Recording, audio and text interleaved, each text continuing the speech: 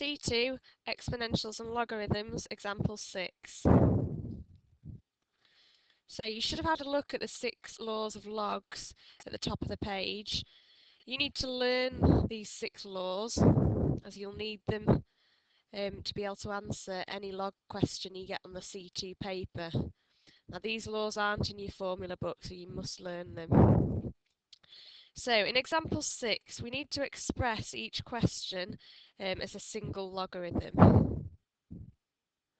So looking at example A, we're adding together 2 separate logs, so we'd be using rule 1, where we can write that as the log of the product of A and B. So A is 5 and B is 7, so we can write that as log 5 times 7, so we can write it as log 35.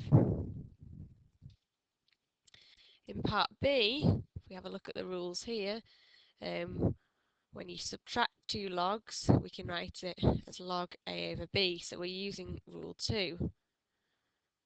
So we can write that as log 36 over 9, which is equal to log 4. On C, we need to combine a few of these rules. So first of all, before we can combine the logs, we need to bring up any number at the front, or any coefficient, up as a power. So that would be using rule 3, and it would be using rule 3 in reverse, so going from n log a on the right hand side to log a to the power n on the left. So we can write that as log 2 cubed, so we've just brought that 3 up as a power.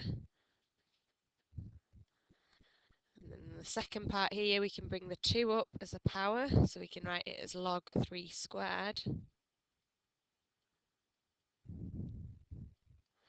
And on the last part, we can bring the 2 up as a power, so we've got minus log 6 squared. We can then write that as log to the power 8, log 8 plus log 9 minus log 36. Now we can combine the logs. So if we look at log 8 plus log 9, we would now use rule 1 to write that as log 8 times 9, which is log 72. And don't forget we've got to subtract log 36. And then we're subtracting 2 logs, so we can use rule 2 now to combine and write as a single log.